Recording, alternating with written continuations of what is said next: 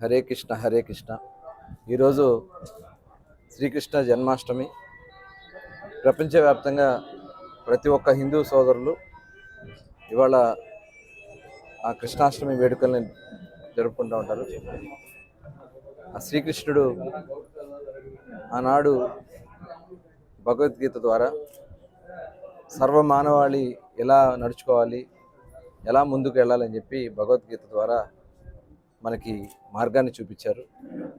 కానీ ఈరోజు మనం కొన్ని ఆవేశాలకి మన ఆలోచనని తప్పుదారి పట్టించుకుంటూ ముందుకు పోతా ఉన్నాం. ఈరోజు ఎక్కడ చూసినా, ప్రపంచంలో ఎక్కడ చూసినా కూడా ఇవాళ శ్రీకృష్ణ పరమాత్ముడిని కీర్తిస్తూ ఉన్నారు. ఆ భగవద్గీతని నిత్యం పఠిస్తూ ఉన్నారు. నేను చాలా ప్రాంతాల్లో వెళ్ళినప్పుడు, చాలా దేశాల్లో వెళ్ళినప్పుడు అక్కడ వేరే దేశపు వాళ్ళు కూడా, వేరే మతస్థులు కూడా శ్రీకృష్ణుడి కీర్తనలు పాడుకుంటూ వెళ్తూ ఉంటే వాళ్ళు కూడా ఫాలో అవుతూ ఉన్నారంటే నిజంగా చాలా గొప్ప విషయం. సనాతన భారతీయుల ధర్మం చాలా గొప్ప విషయం. నేను దుబాయ్ వెళ్ళినప్పుడు ఒక ఇంట్లో ప్రతి శుక్రవారం వాడు భగవద్గీత పఠనం చేసుకుంటూ ఉన్నారు.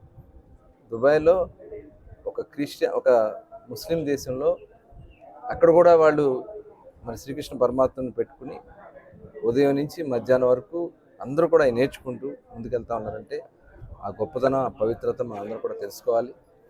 మరి తప్పకుండా మరి ఈరోజు మచిలీపట్నంలో కూడా పెద్ద ఎత్తున మరి అందరూ కూడా, ముఖ్యంగా యాదవ్ సోదరులు పెద్ద ఎత్తున మరి అన్ని చోట్ల గోపూజలు చేస్తూ, గోవుని సేవిస్తూ, ఆ కృష్ణ పరమాత్ముడికి అత్యంత ఇష్టమైనది గోవు.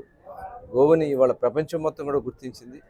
మరి ఆ గోవుని మనం పూజించుకోవాల్సినటువంటి అవసరం ఉంది. ఆ గోవుని పూజించుకుంటూ మరి కార్యక్రమాలు చేసుకుంటూ ముందుకెళ్తా ఉన్నాం. మరి గౌరవ పార్లమెంట్ సభ్యులు బాలశౌరి గారు, అట్లాగే మరి కృష్ణ గారు, రాము గారు, వెంకటరావు గారు అందరూ కూడా, అలాగే మరి యాదవ సంఘం తరఫున చిన్నబాబు గారు ప్రతి సంవత్సరం ఇక్కడ క్రమం తప్పకుండా ఈ కార్యక్రమం నిర్వహిస్తారు.